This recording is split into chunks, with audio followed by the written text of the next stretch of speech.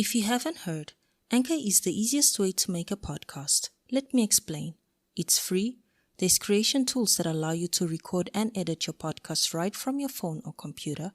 Anchor distributes your podcast for you so it can be heard on Spotify, Apple, and many more. You can make money from your podcast with no minimum listenership. It's everything you need to make a podcast in one place. Download the free Anchor app or go to anchor.fm to get started.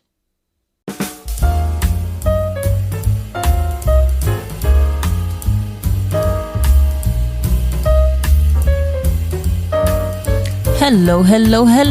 Welcome back to another episode of Growed Up, the show where I talk to you about what adulthood is really like versus what we thought it would be like when we were children. For those of you who don't know me, my name is Fernannd'O, and to you returning, welcome back, my friend. Hi. It's been so long. I owe you all such a big apology and a real explanation for my distance. But before I dive into that, I would like you to please quickly subscribe to this podcast so that you don't miss any new uploads. Wherever it is that you're listening to, whether you're listening to me via Spotify, Apple Podcasts, Google Podcasts, I don't know, all those other places, wherever it is that you're listening to me from, please just click on the subscribe so that you don't miss any new uploads, and share this with your friends, with your families, and to those who you know will enjoy, because if you enjoy me, you got this in common with the other people, right? And if you're listening to me via YouTube, please give me a thumbs up. Because girls trying to get into the algorithm. I'm trying to be noticed by the YouTube gods. So please just give this episode a thumbs up. And thank you so much for tuning in and for being here with me. I don't know why girl has her radio voice on, but it is on because she's been away from the microphone for so long.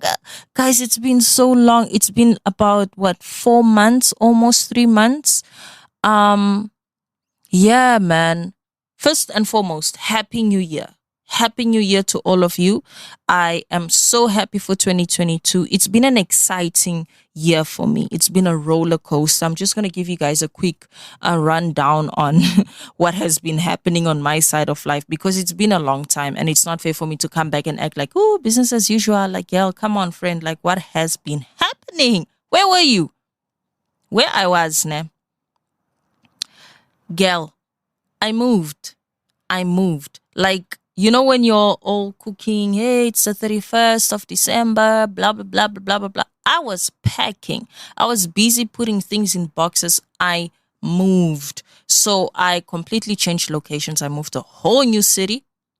Okay. I left the big city. I came to a small town and I'm loving it. It's so great. First, I was very nervous about it because the setup is very different. I'm living with my family now. So it's not just me and my husband and my kids. So it's like we have mom, we have sis, we have babies, we have puppy. So it's the whole family. And it's actually a joy. I can't even say how much, So why I have been gone is because I'm kind of still getting my feet, trying to adjust my routine. I realized the other day that I just jumped into this and I just drowned in the joy, and I didn't give myself time to actually process the change, to embrace the change. And when I say embrace, it's not that I have not embraced the change yet. It's just that I didn't sit down and, that moment where something happens or where there's a life change or a life moment, whatever it is. And you just have to sit down and breathe and take it in, and just embrace it and actually give it that hug and say, wow, I am here, So that's actually what has been my decision this week. I kind of put a pause on everything because I was trying to jump from big city life and come to small town life and do this. I can kind of keep my same routine, but it's not the same, so I just have to but then I decided today, you know what, girl, it's been so long. Just talk. Just get there and talk, because I actually prepped the entire year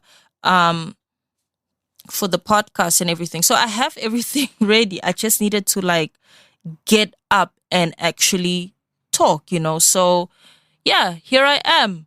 And yeah, I'm so happy. I'm so excited to be back, guys. I'm so excited. And yeah, so I'm just now actually going to jump right into it, because I'm actually excited to talk to you about what I have to talk to you about today. It's something that I have been contemplating and thinking about in terms of not self-discovery, because girl, I don't know. Not necessarily who am I? What am I here for? I think we all have those moments. But this was more like in,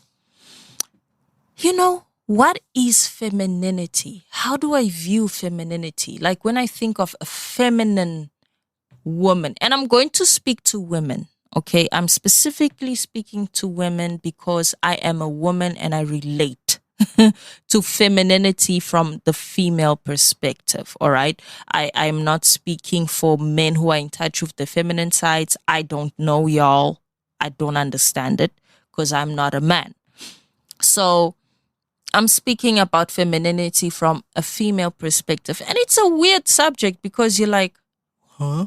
Femininity? Why should we even be talking about it?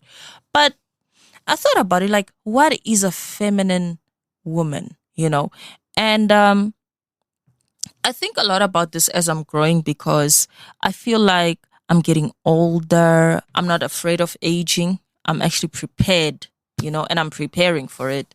But what kind of woman do I want to be when I die? What do I want you all to remember me as? When you describe the woman that is I, who or what would you attach to me? So I just put here some 5 points that I mean, it's a rough brief, but it's kind of like how do I understand femininity, right?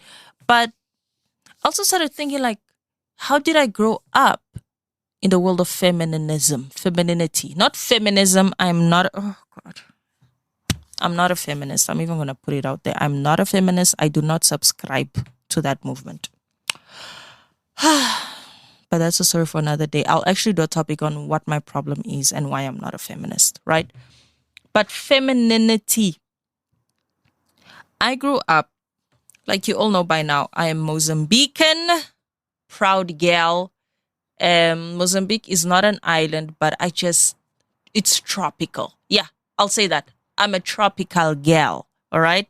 I like calling myself island girl, but I'm not an island girl. I'm not an island girl. I want to be an island girl. I want to have my dreads straight up. But I'm not an island girl. I'm a tropical girl.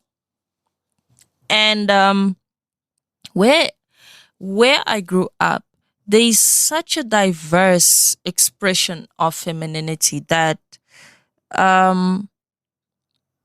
a lot of it, and actually thinking and saying this now in retrospect, a lot of what is feminine in Mars, where I come from, a lot of those traits, when I came to South Africa, I found that men were in charge of, right? Or men were attributed or attached to, or so forth. Or it was more a masculine thing. So I'll give you two very concrete examples. For example, as we said here in South Africa, braaiing, or who handles the grill, who does the barbecuing, right? In Mozambique, ideally, it's the women. Not that men don't do it, but like if it's a family event, the women are in the kitchen, period. And that includes all factors: baking, cooking. If we're going to put some stuff on the grill, we're going to put that shit on the grill. It's the women that do it, And when I came to South Africa, what do women do? Women prep the food. So ideally what women would do is, like, if it's the sides and the salads and the starch or whatever it is that you're going to cook. And the furthest or the most interaction women have with meat in an event such as a barbecue is to marinate the meat, and then it's handed over to a man, and he handles the fire. Whereas in Moz, no, like in the woman generally handles the fire. Like in an event, the guys are sitting there and they drink. Yeah, some guys will help, some guys won't, but it's such a strictly masculine task in South Africa. And I found that quite interesting. Another thing that was a difference was alcohol, specifically beer. Women in South Africa right now, I think they're kind of dipping into the beer world a little bit. And when I'm saying right now, I'm talking about maybe the past 5 years or so is when I'm seeing like just a bit more lenience towards women and acceptance towards women drinking beer. But ideally, there was such a negative connotation associated with women drinking beer, and specifically black women, because these are the women that I'm around. These are the circle of people that I'm around. I do not have, I don't have white friends. No, I do two of, yeah, but like two. Okay, I don't have female white friends. Yeah, not anymore. A lot of them, we kind of got out of touch. But I know of the white girls, there's a little bit less stigma there. But with the black girls, a girl that drinks beer is kind of like, girl, ratchet, ratchet. It's like women don't drink beer. Whereas in Mozambique, women drink beer, even like hard liquor, like whiskey. You'd see a woman like just putting straight whiskey on the fucking rocks. You know what I mean? And that's like, that's the woman that I know. Whereas in South Africa, it's ciders and sweet wines, and it's such sweet, it's such delicate palates, where a lot of the Mozambican women, they do enjoy such. They'll have like in your liqueurs and your sweet wines and stuff. But for the most part, women do indulge in hard liquor the hard way. And so there's those subtle differences, and that's kind of, I would say, I never thought about femininity that much growing up, because I just knew a woman to be a woman and a man to be a man. But I never thought a lot about the diving into the essence, of these genders. And I would say maybe feminism is femininity. I could attach maybe or attribute, the way you present yourself, the way you got to do your hair every week. We go to the salon and you get your hair done. Like in the vanity in Mozambique is so beautiful. Like in women are so vain. And I say vanity because I can't find another word, but it's so beautiful how it's just so necessary. It's such a part of the culture. And not that South African women are not as, they don't have that. South African women have a different way of keeping up, but it's not as it's not the same way as Mozambican women. Mozambican women are vain as fuck. South African women are more humble in that sense. They're more conservative. That's the word I'm looking for. South African women are more conservative. Now 2022 TikTok vibes, girl. Like, I don't know what's happening to the kids today, but I'm talking now from a 1988 born girl perspective. All right. So those are the like few contrasts I would say, and that I've noticed. But let me break down what I now think as a grown woman that I am, what I think femininity is. I think the first thing that is very feminine to me is just having a nurturing nature. I feel like women are so nurturing, and I'll give you an example of both my moms, right? My husband's mom and my mom. They are not fans of animals in a sense that, yeah, dog there, but they don't want dogs inside. They both of them, they share that. And but for some reason, when when the weather is bad, for example, if it's raining and it's storming and it's windy and stuff, I'll see them like in, you know what, fuck it, let them in, just let them in.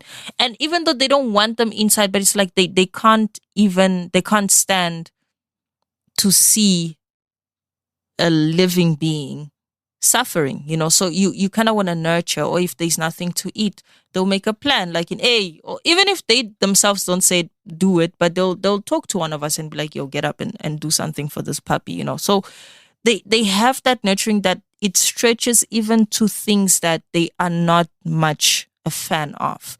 And I think that's what nurturing is, where women are able to take care of people that they don't like. I mean, think of how many women put aside their pride to just nurse a parent that they're not in good terms with, or a sibling that they're not in good terms with. How women are able to stay in a toxic relationship and still take care of this man. How women have children that are so disrespectful and so cursed children, but they're able to still make sure that this child is fed and well taken care of. Like, nurturing, it almost, it overpowers any emotion, I think, with women specifically. Like I said, I'm not necessarily speaking for men, but I know, like, if a man is done, he's done, but the level of compromise women do with themselves for the sake of, you know what, I just have to take care of them, whether I like it or not. Let me just do my part. That's such a common sentence, I would say, with us. I'll just do my part, like, in, we don't need to be friends, but we nurture, so I attribute that a lot with femininity.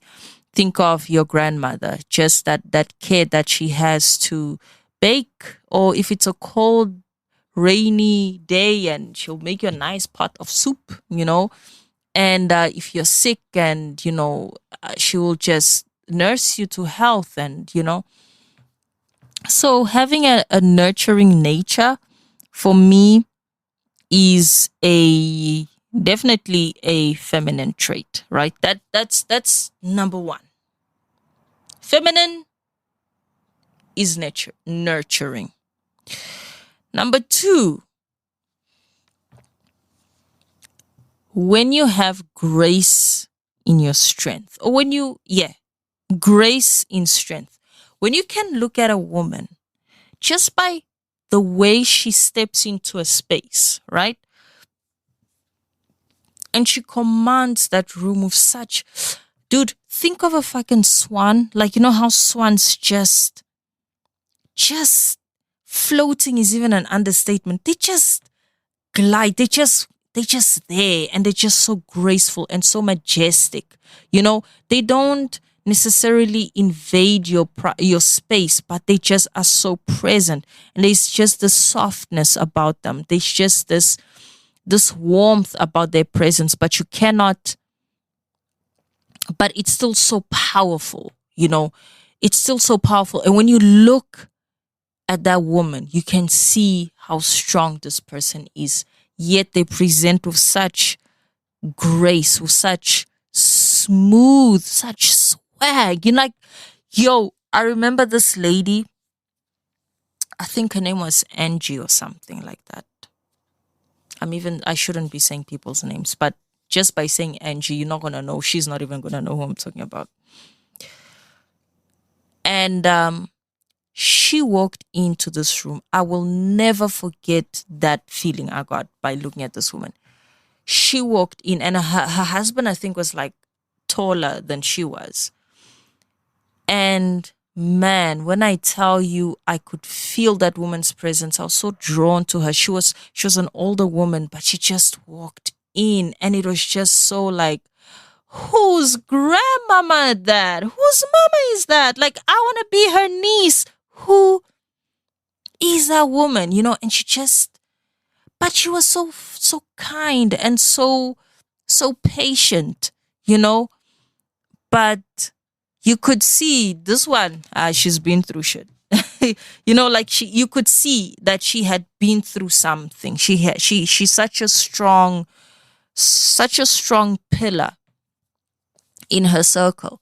I get the very same sense with my mom in love, where when she walks into a room, you know, there's just this sigh of relief where she walks in and people recognize her presence. People cannot ignore that, yo, mama is home.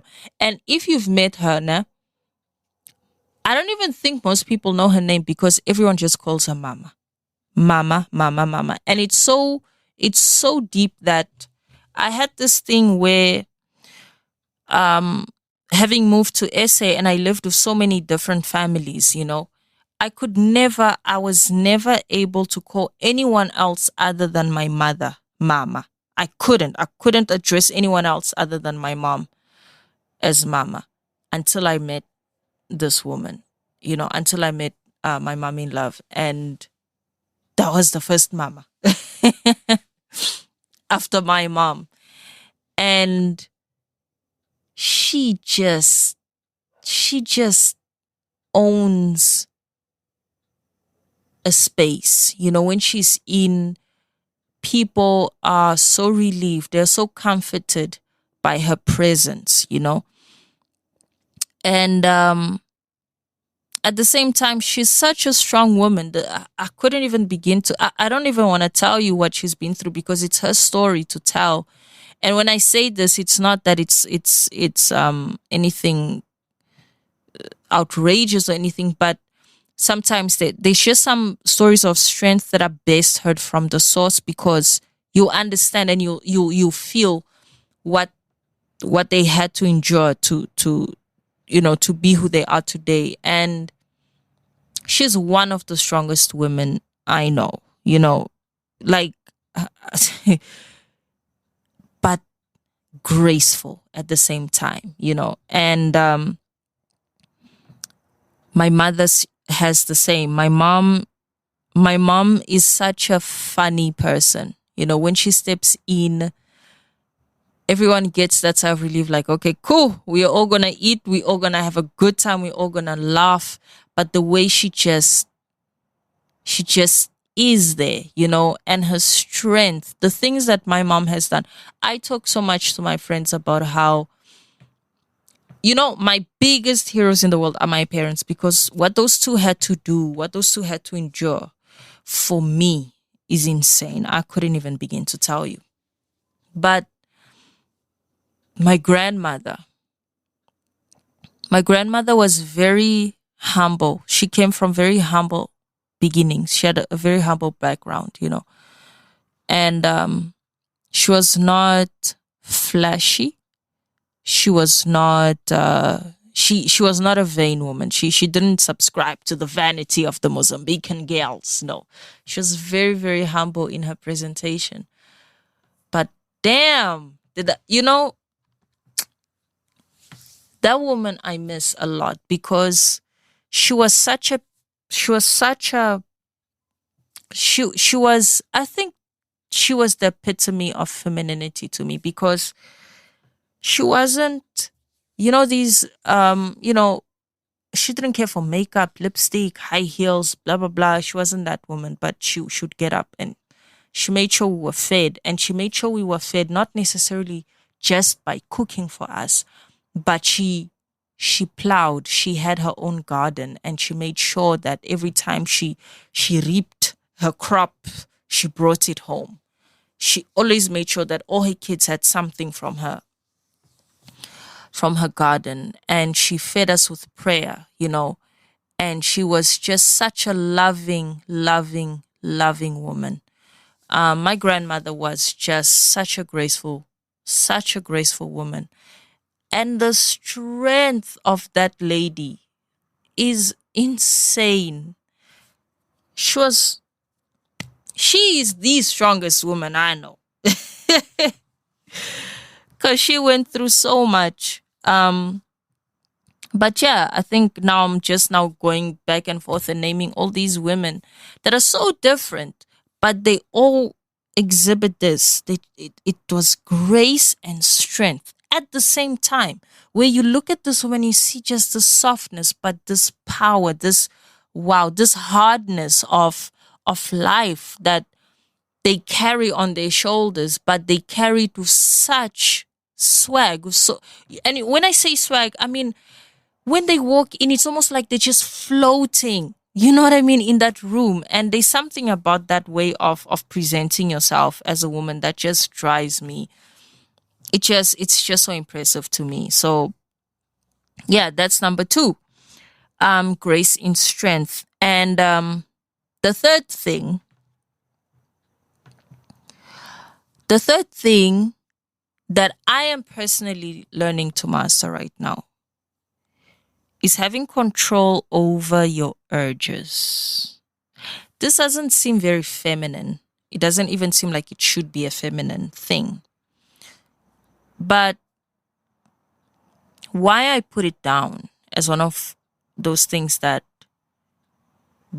um that I consider to be like a feminine thing. And I'm sure like, men also have to control their urges and stuff. But from a feminine perspective, I think we are tempted to do a lot as women. We are tempted to compromise a lot of ourselves for the sake of being accepted or for the sake of being considered a good woman or whatever it may be, right?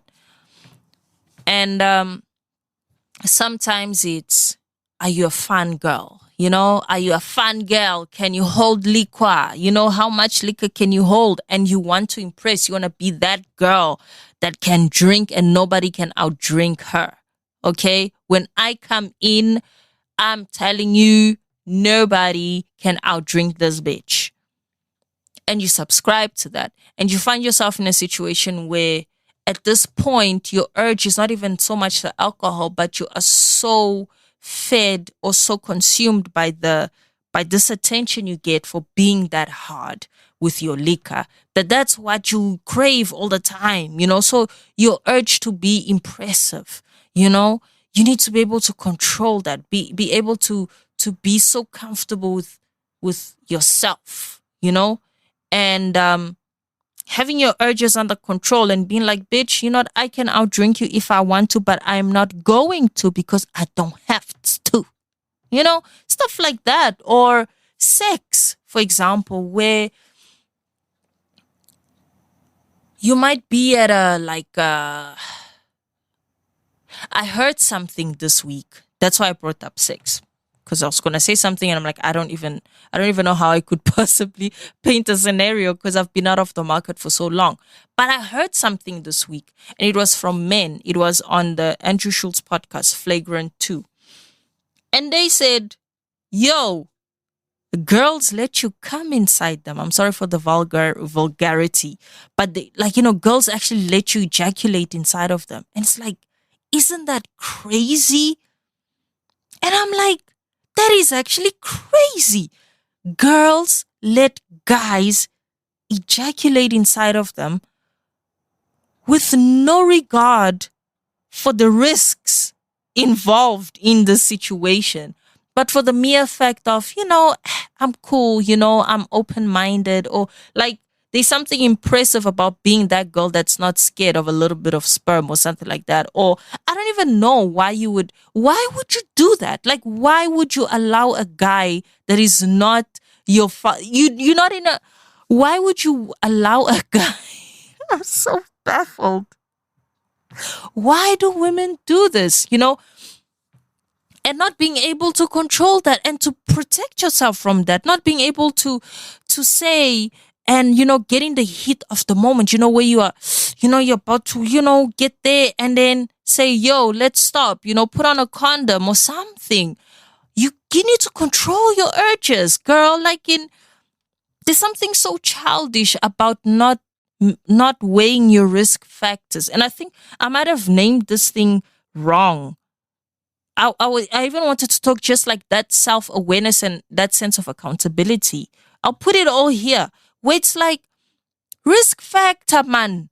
You're gonna get pregnant. What are you doing? There's something so unfeminine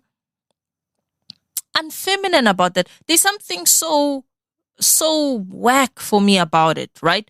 But I am judging you. I was about to say I'm not judging you. But I would like, you're welcome to send me an email, curse me out. It's fine if you feel offended by what I'm saying.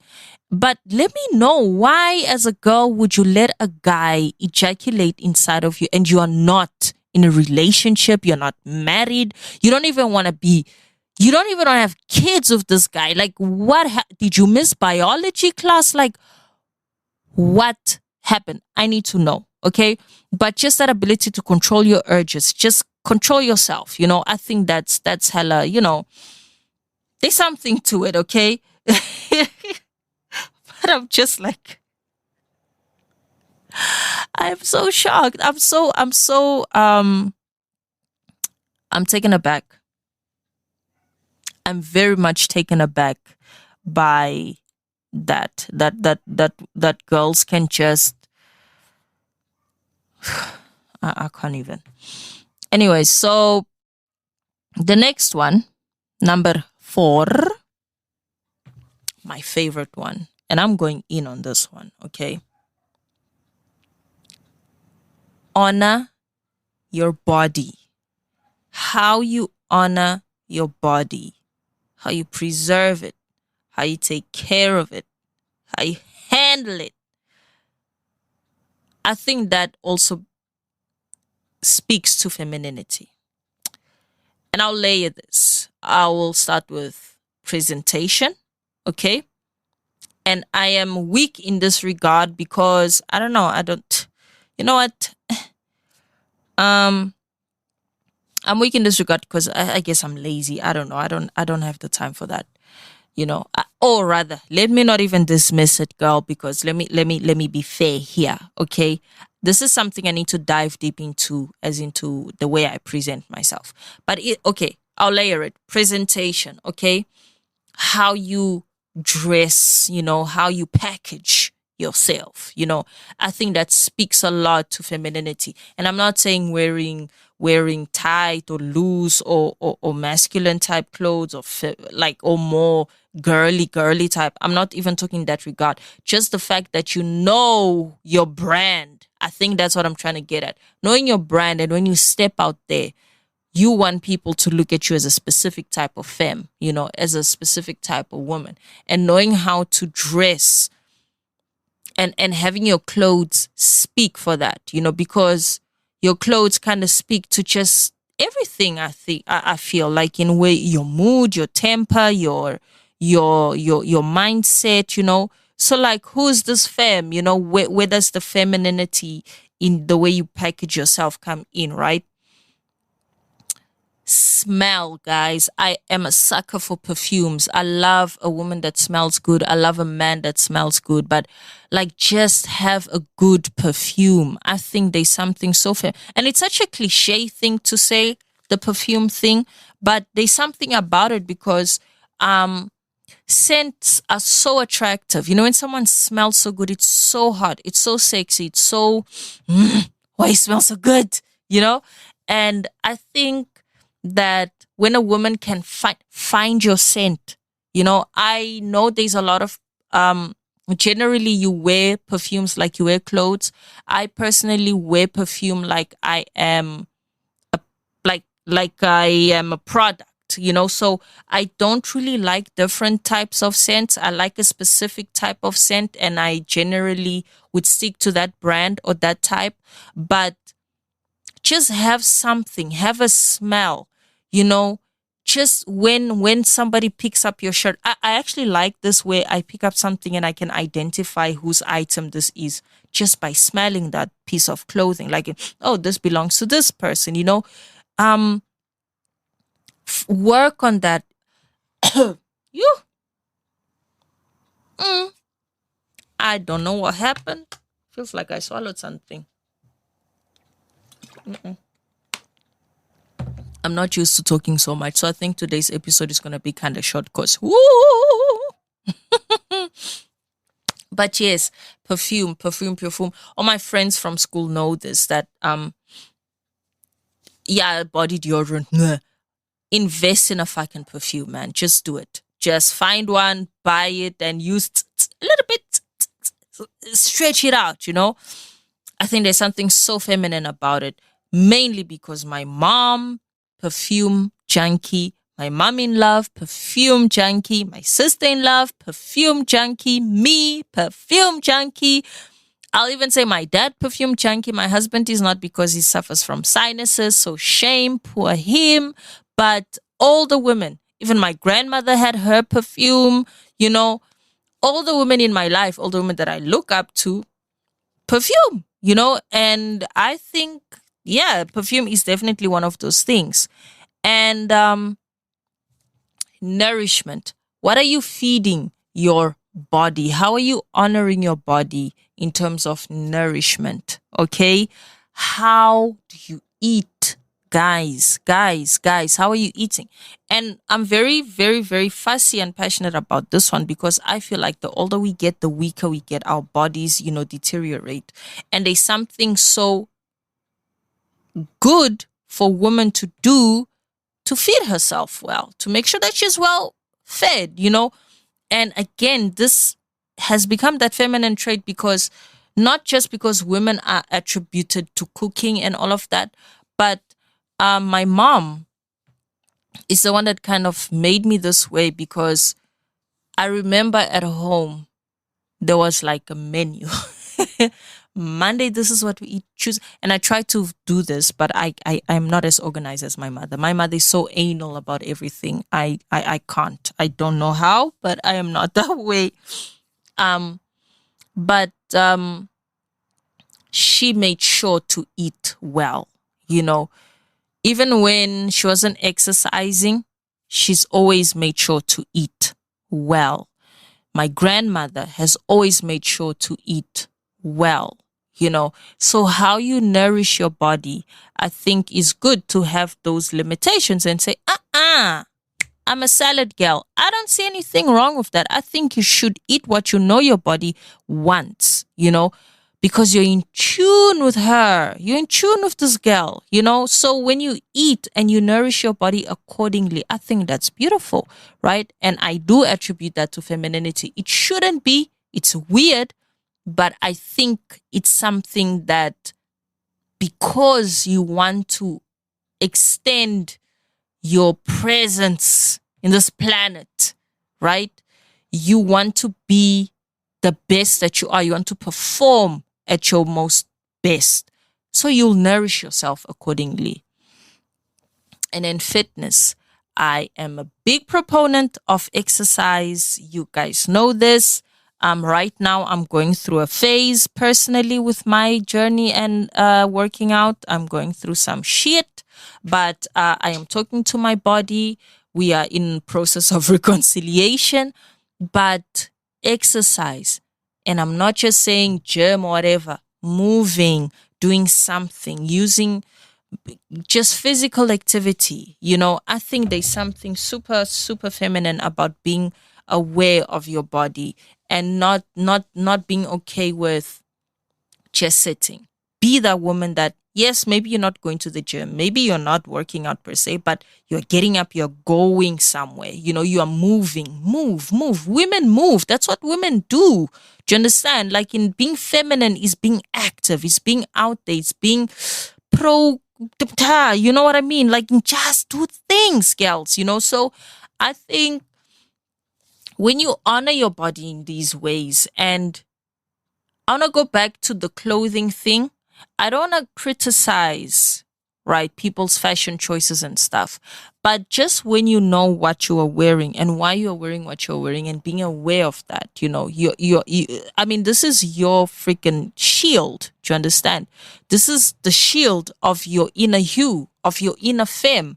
So how do you want to express your inner femme?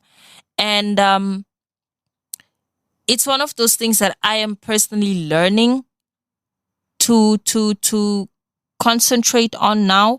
And maybe that's why I don't focus so much on my outer presentation, because I never really understood my inner femme, You know what I mean? This sounds a little yappa right now, but um it sounds a little pretentious. That's what I'm trying to say. But there's just this thing of like knowing thyself. And ooh, girl, that sounded hipster. I take that back. There's something about understanding how you want the world to view who you are inside that helps you package yourself. So look, just be mindful of that, right? I think. So yeah, the way you honor your body tells me that you're a feminine lady. And last, and this to me is the most important, right? It's not the least important. I put it last because I personally love it. I don't know what happened. But the last point, number 5, all right, is masculine energy. When a feminine has or is in touch with her masculine energy, I am definitely, every time I say this, my husband is like, yeah. I always say to him, yeah, I'm a girl, but I'm a boy. He's like, yeah, but you're also a girly girl, because today I was complaining about a mug. I was drinking out of a wide mug because it's such a cute mug. But I'm like, it's too wide. Okay? It's not functional. It's not manly. I want a manly mug. And I went to tell him that. And he's like, yeah, but you probably want pretty things on your mug. I'm like, yes, I want a manly, girly mug. I want functional and pretty. That's me. I draw so much from the men in my life. And I think also I wrote this without having thought about the first point that I made earlier of my background of, Mozambican women are generally, compared to, I'll say, South African black women, Mozambican women, black women. Let me explain this, why I say Mozambican women and South African black women. In Mozambique, I don't know white people. I see them. They know in my life. I don't know white people, okay? And majority, literally, it's like Mozambique just has black people. Yeah, white people are there, but they're not like Mozambican. You know what I mean? They are, I'm sure there's some Mozambican white people that are born there, but those are the outliers. The rest are like, Germans or Swiss people, English, American, whatever. South African white people that are there. And then in South Africa, I have to say black women because y'all have so many white women and I don't know them either. So, but let me not make this a race thing because now I'm losing focus, right? But I had written the masculine energy point before I spoke today about the Mozambican masculine traits of women that I would say are considered masculine traits here, but not there. So I think, having said that before, I understand now why I am the way that I am. You see why this topic is necessary. Oh, I put my mic too far, too close. I don't know. Why this topic was so necessary for me today. It's because now I understand my femme. Why my femme is so masculine. And it's because of my tropical gal vibes. All right. And also, I do draw from men. I am so attracted to men in every way you can think of. Okay. Sometimes I see a picture of a man, I'm like, yep, I'm definitely not a lesbian because I love men. They're so attractive to me. And I like the way they look. I like the way they talk. I like the way they smell. I love the way they think. I like the way they act, the way they do things. Like, when I consume so much masculine content because I am drawn to how men navigate this world. So I draw a lot from masculine energy. And my dad and my dad in love, R.I.P., who's in heaven right now. But he and my dad are these two men that I draw from so much. I was telling my friend this. was it last week or this week that I was talking to her, where we were, we have these weekly checkups and therapy sessions with one another. And we were talking about just your alter ego and so forth. And for those of you who don't know, I won't say Fernannd'O is not my real name, because it is my name. It's in my ID, but that's not the name I go by. Fernannd'O is my dad's name. And why I chose Fernannd'O to be my alias or my stage name, whatever it is that you may call me, is because my dad is such a majestic man, in my opinion, in my eyes. He's such a fantastic man. Like, he's so there, man. Ish, I don't know how to explain it. My dad is one of those men that are present, We spoke about grace in your presence. He has that. Like, he steps in. He's so majestic. He's so there. And I'm saying majestic, thinking of a truck. Just to give you a visual. Like, think of like this beautiful Mercedes truck, this giant ass lorry just coming towards you on the highway. You know that fear, but that epicness of that vehicle, of that machine. And wherever that truck is going, it's performing at its optimum. It is just performing. That is my dad. He's that, and I draw a lot from him, and I write my name Fernannd'O, like in NND apostrophe O. The capital O is for Linda, who's my mother.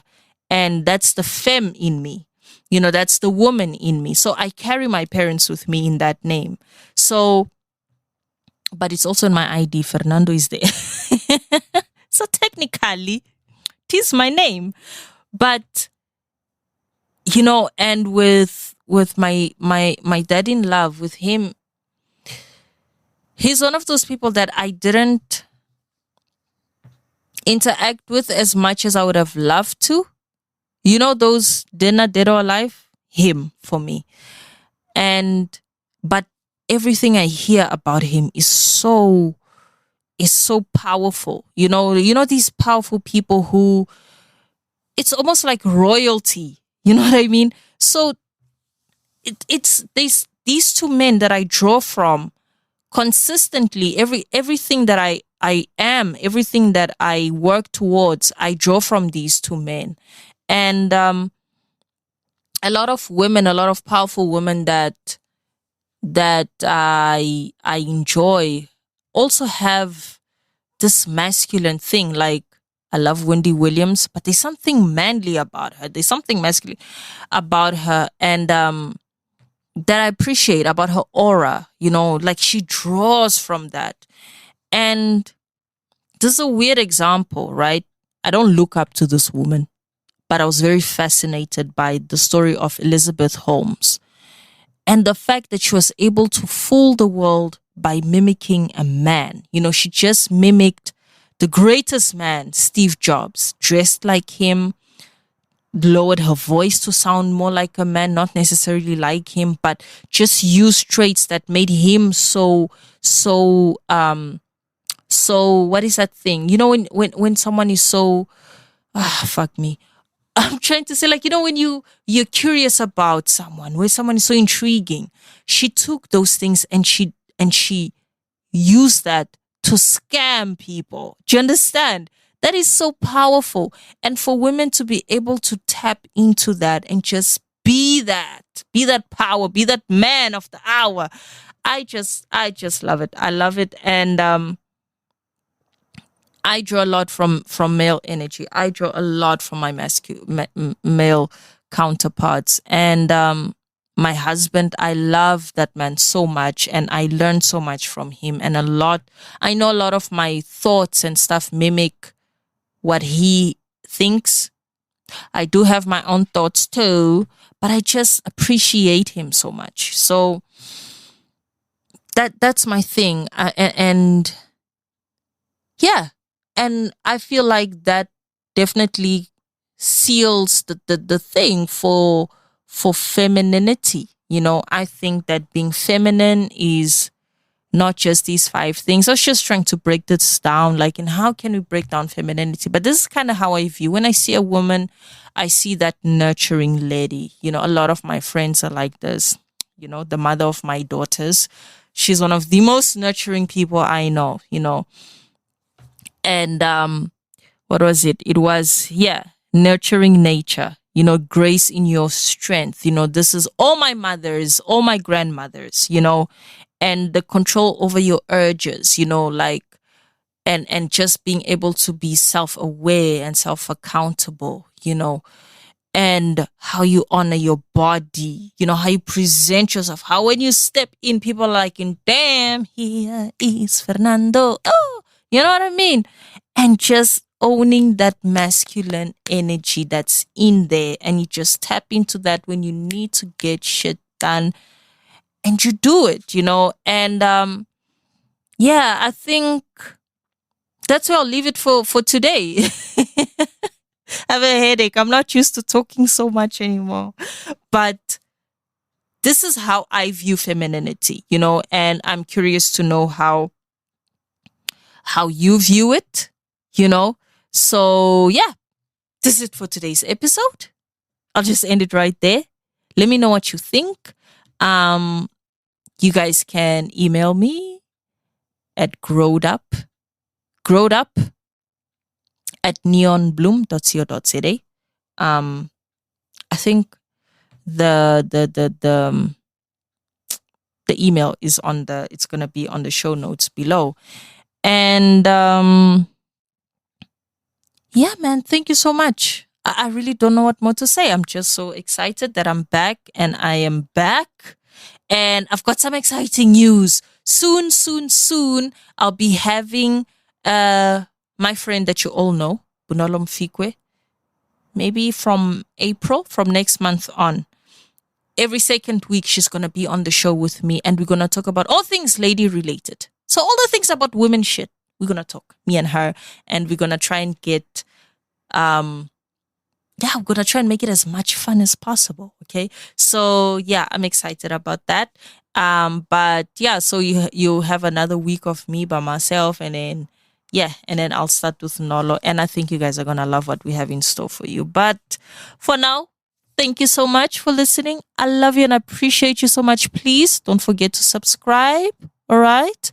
So that you don't miss any new uploads. Follow us on YouTube at Neon Bloom Productions. Okay. If you like to listen to the podcast via YouTube or wherever it is that you listen to your podcast, please head on over to Apple Podcasts and leave me a review. Please do leave me a review. Let me know what you think of the show. Rate, review, and share the podcast with everyone that you know will find this interesting. And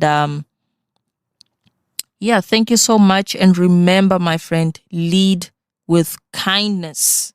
Always lead with kindness, because we're all going through shit right now. And the last thing we need is another piece of shit. So be kind. I love you so much. I appreciate you. Thank you. And see you next week. Bye.